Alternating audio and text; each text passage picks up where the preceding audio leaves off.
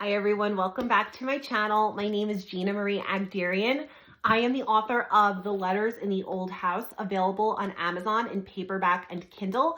I will have a link to purchase the book in the description below. So today is another episode of Book Talk. This is a series I do where I talk about a book that I recently read, what I liked, what I didn't like, and ultimately help you determine if you would like to potentially read this book.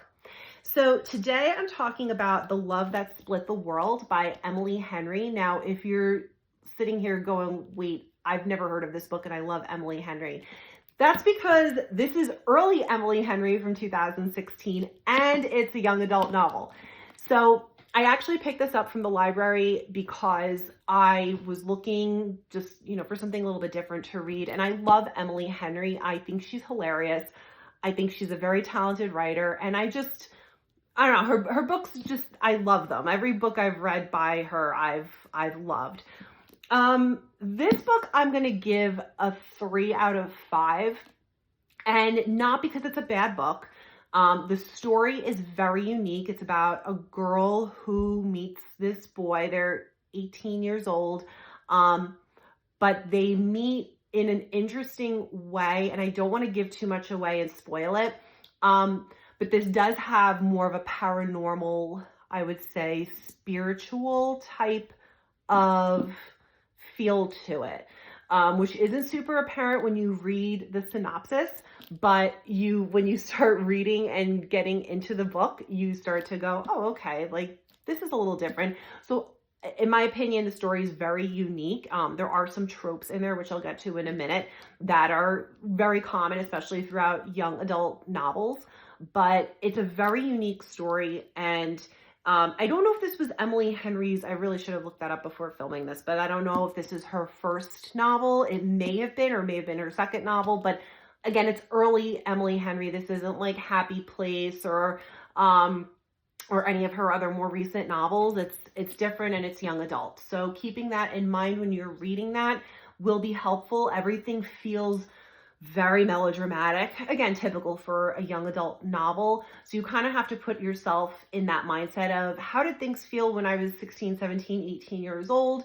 Things felt extremely dramatic. Everything was a very big deal. And things were just different. Your responsibilities were different. Your priorities were different. So again, keeping that in mind when you're reading this book is very helpful. My problem with this book is, number one, I hate the insta-love trope. I hate the, oh my God, like we're in love. And the main character, Natalie, makes some sacrifices, and very large sacrifices at that, for this boy that she meets, Beau, who she just met. Now, if you think about somebody you have feelings for at 18 years old, I mean, unless you married your high school sweetheart, or somebody that you met when you were very young, you're not going to, if you think about making the types of sacrifices that this girl made for that boy, you'd want to rip your hair out, which is exactly how I felt. And just talking from experience of thinking about, at that age, like, would I have made those sacrifices? Or, as an adult, would I have thought that that was a good decision? No. Bad decision all around. And so there are different ways of looking at it when you get to the end.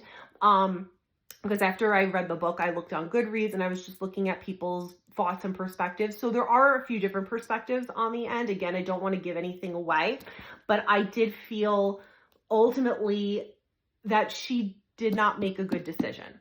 And so I think, while it might seem romantic in the book of thinking that she made a good decision, I ultimately don't feel that it was a good decision. Again, that's just my opinion, and thinking logically, but it's a young adult book, so things aren't always going to be so logical. So just keeping that in mind as you read it.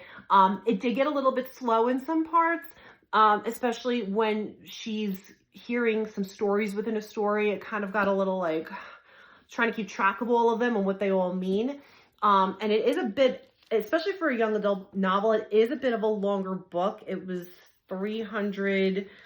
over 380 pages. So it is a little bit of a longer book, but Worth a read if you like Emily Henry. I don't read a lot of young adult stuff. Every once in a while I'll grab one if there's one that's popular or one that I feel I might enjoy.